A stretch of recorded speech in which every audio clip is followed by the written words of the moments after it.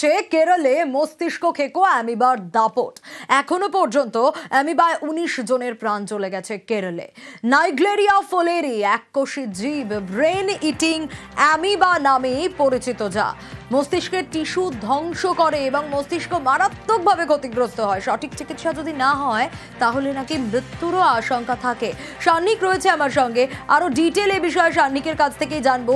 সান্নিক, একটু শুরুতে আগে জানতে চাই দর্শকদের জন্যই, এই ব্রেন ইটিং অ্যামিবা আসলে এটা কি, কেরলে এর প্রভাব কতটা?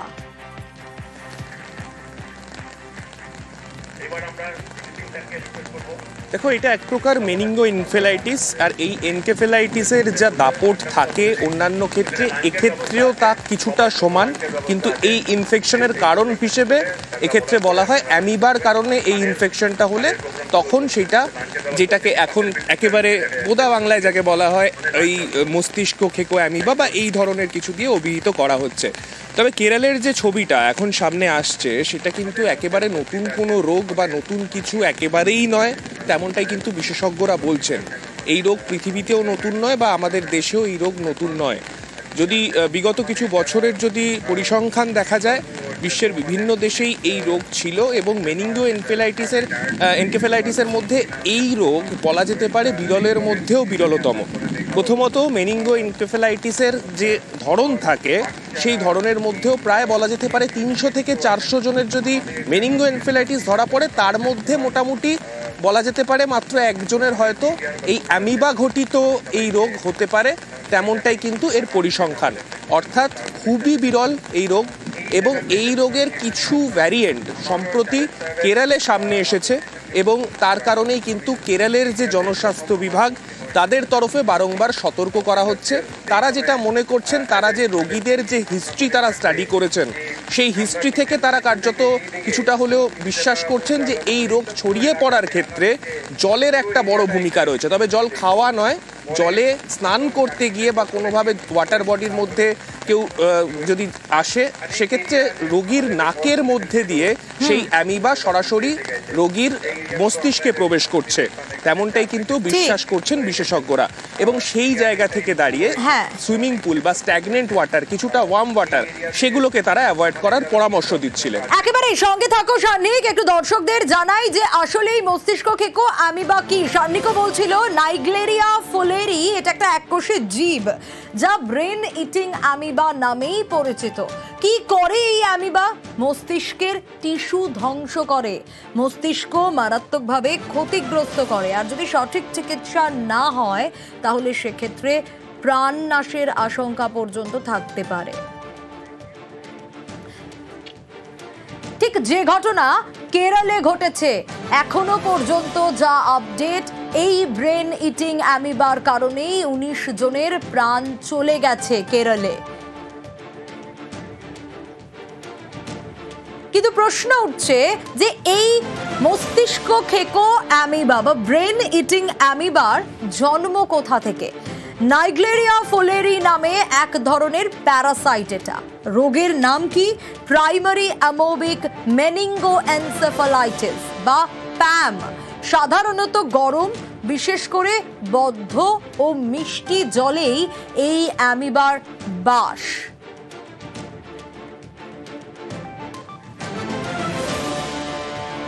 স্বাভাবিকভাবে এবার প্রশ্ন আসবে আপনাদের মনে যে অ্যামিবার জন্ম কোথায়, কি এই অ্যামিবা আমরা তো জানলাম, কিন্তু সংক্রমণটা কিভাবে হয়? দূষিত জল নাক দিয়ে মস্তিষ্কে প্রবেশ করলেই সংক্রমণ। দূষিত জল পান করলে রোগের লক্ষণ কিন্তু দেখা যায় না। পুকুর বা হ্রদের মতো বদ্ধ মিষ্টি জলে সাঁতার কাটলে সংক্রমণ হতে পারে।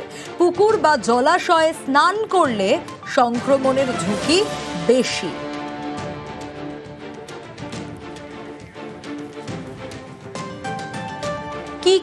কিভাবে সংক্রমণ সেটা তো বললাম, কিন্তু এই সংক্রমণে ফলে উপসর্গটা কি কি হতে পারে?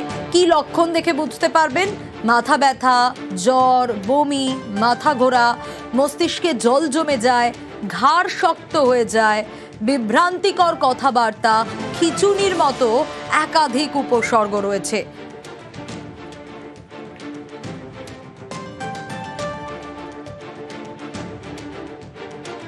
1965 সালে এর অস্তিত্ব জানার পর থেকে বিশ্বজুড়ে নানা জায়গায় অল্প হলেও এই জাতীয় সংক্রমণের খবর আমাদের কাছে আছে। শতকরা প্রায় 98-99% মানুষের মৃত্যু ঘটে। বদ্ধ জলাশয়, পুষ্করিণী, নদী, উষ্ণ প্রশ্নবন, যে জায়গাগুলোতে জল স্নানু অবস্থায় আছে, অনেক দিন ধরে আছে এবং ঈষৎ গরম, সেই জলের ভেতরে এই অ্যামিবা বিশেষ করে থাকতে ভালোবাসে। আমরা যখন সেই জলে ডুব দিয়ে স্নান করি, জলের তলায় সাঁতার দিয়ে কাজ করি বা মাটির তলায় কিছু খোঁজার চেষ্টা করি, সেই জাতীয় মানুষের মধ্যে সংক্রমণ বেশি ঘটে। হঠাৎ করে জ্বর, মাথা ব্যথা, গা হাত পা ব্যথা, বমি, কনভালশনস বা খিঁচুনি এবং অজ্ঞান হয়ে যাওয়া, এগুলি হচ্ছে প্রাথমিক উপসর্গ। সতর্কতাই আমাদের এইটাই মেনটেন করতে হবে, অকারণে অযথা বেশিক্ষণ ওই জলের তলায় ডুব সাঁতার দেয়া, জলের তলায় ঝিনুক, শামুক, গুগলি খোঁজা, এই কাজগুলো যথাসম্ভব কম করতে হবে। সুইমিং পুল ব্যবহারকারীদের জন্য তাদের স্বার্থে নিয়মিত কিন্তু ক্লোরিনেশনের কাজটা করতে হবে। স্নান করুন, তর্পণ করুন, বেশিক্ষণ জলের তলায় থাকবেন না। আবারও একবার সান্নিকের কাছেই যাব, কারণ এই যে কেরলে মস্তিষ্ক খেকো অ্যামিবার আতঙ্ক, এই আতঙ্ক আমাদের রাজ্যেও কি রয়েছে? কারণ বারবার বলা হচ্ছে, প্রশাসন বলছে যে আতঙ্ক নয়, আমাদের সতর্ক থাকতে হবে। এখনো পর্যন্ত কেউ আক্রান্ত নয়, তাও আশঙ্কা কি রয়েছে? সান্নিক রয়েছে আমার সঙ্গে। সান্নিক, এই ব্রেন ইটিং অ্যামিবার আতঙ্ক আমরা কেরলে দেখতে পাচ্ছি। আমরা দেখতে পাচ্ছি যে 19 জনের প্রাণ চলে গেছে। এখানেও প্রশাসন বলছে আতঙ্ক নয়, আমাদের সতর্ক থাকতে হবে। কিন্তু বাংলায় ছড়ানোর আশঙ্কা কি রয়েছে?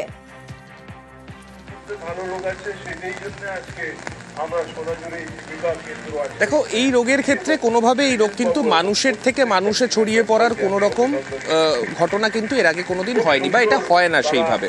তো সেক্ষেত্রে যদি কেরলে এই রোগে আক্রান্ত মানুষের সংখ্যা বাড়ে, তাতে বাংলায় আক্রান্তের সংখ্যা বাড়বে তেমনটা কিন্তু কোনো বিষয় নেই এক্ষেত্রে। কিন্তু অবশ্যই কেরলের যে পরিস্থিতি, তার থেকে শিক্ষা নিয়ে বেশ কিছু গুরুত্বপূর্ণ পদক্ষেপ রাজ্যের স্বাস্থ্য দপ্তরের তরফে কিন্তু করা হচ্ছে। তবে এই গোটা বিষয় কোনোভাবেই যাতে কেউ আতঙ্কিত না হন, কেননা এটা এতটাই বিরল একটা রোগ। সেই রোগে প্রত্যেক বছর এর আগেও অনেক সময় অনেক রোগী আসতেন। এই রোগের ক্ষেত্রে মর্টালিটি রেট একটু বেশি, 90% বেশি ছিল, কিন্তু সেইটাও আজকাল বিভিন্ন অ্যান্টিবায়োটিক বাইরে থেকে এনে প্রয়োগ করে দেখা যাচ্ছে সেই রোগের মর্টালিটিটাকেও কিন্তু অনেকটা কমানো সম্ভব হয়েছে। তাই বেকার আতঙ্কিত কেউ যাতে না হয়ে পড়েন, সেই বিষয়ে কিন্তু রাজ্য স্বাস্থ্য দপ্তর আপাতত জোর দিচ্ছে। তবে সংক্রমিত জল, সেই জল আদতে কোথায় রয়েছে, যেমন কেরলের ক্ষেত্রে মল্লাপুরম, কোজিকোড়ে, এরকম বেশ কিছু জায়গা রয়েছে যেখানে এই সংক্রামিত জল রয়েছে বলে প্রশাসনের তরফে মনে করা হচ্ছে। তারা তদন্ত করে দেখছেন কোন কোন জায়গার জলে এই রোগীদের হিস্ট্রি বেশি রয়েছে, অর্থাৎ তারা একই কোনো জল ব্যবহার করেছেন কিনা যেখানে থেকে এই ছড়িয়ে পড়ার সম্ভাবনা এতজনের মধ্যে সামনে এসেছে। কিন্তু এক্ষেত্রে আমাদের রাজ্যে কিন্তু সেই রকম কোনো এক ঝটকায় এরকম বড় কোনো স্পাইক সংখ্যায় সেটা কিন্তু চোখে পড়েনি। তাই এক্ষেত্রে কোনো রকম আতঙ্কের ছবি নেই। অনেকেই প্রশ্ন করছেন, আগামীকাল মহালয়া রয়েছে, একেবারে সান্নিক, আতঙ্ক নয়, তাই বারবার বলা হচ্ছে সতর্ক থাকার কথা। এটা তো মস্তিষ্কজনিত রোগ। এই রোগটা কেরালায় ব্যাপকভাবে দেখা গেছে এবং এটা প্রাইমারি হেলথ কেয়ারের মধ্যে আমরা প্রাথমিক লক্ষণগুলো চিহ্নিত যদি আমরা করতে পারি, তখন আমরা সঙ্গে সঙ্গে সরকারি হসপিটালগুলোকে আমরা রেফার করি। তো এখনো পর্যন্ত আমাদের স্বাস্থ্যকেন্দ্র থেকে এরকম কোনো সংবাদ আসেনি। কিন্তু জলের ক্ষেত্রে সুইমিং পুলের যে জলগুলো, সেখানে আমরা নিয়মিত পরীক্ষা করি এবং তো এই ব্যাপারে আমরা খুব সতর্ক আছি এবং প্রত্যেকটা সুইমিং ক্লাবগুলোর সাথে আমাদের যোগাযোগ আছে। তো এখনো পর্যন্ত কলকাতা পুরসভার কাছে, স্বাস্থ্য দপ্তরের কাছে বা স্বাস্থ্য কেন্দ্রগুলি থেকে এই ধরনের যে অ্যামিবার মস্তিষ্কজনিত যে রোগের যে লক্ষণগুলো, সেই লক্ষণগুলো পাওয়া গেছে, এরকম সংবাদ আমাদের কাছে আসেনি। জিনিসটা রিস্কি ঠিকই, কিন্তু খুবই রেয়ার। 200-300 মেনিঙ্গোএনকেফেলাইটিসের মধ্যে একটি পেশেন্ট হয়তো এরকম হতে পারে। মাথা ব্যথা, জ্বর, স্নায়বিক দৌর্বল্য, মানে ধরুন ওরিয়েন্টেশনের গন্ডগোল হয়ে যাচ্ছে বা পক্ষাঘাত হচ্ছে হঠাৎ করে, মানে এবং জ্বর 1-2 দিনের হিস্ট্রিও থাকতে পারে, কারুর 10-15 দিনেরও হিস্ট্রি থাকতে পারে, কারুর 3-4 মাসেরও হিস্ট্রি থাকতে পারে। স্বাস্থ্য দপ্তর এটা নিয়ে বেশ কিছুদিন ধরেই খুব সিরিয়াস।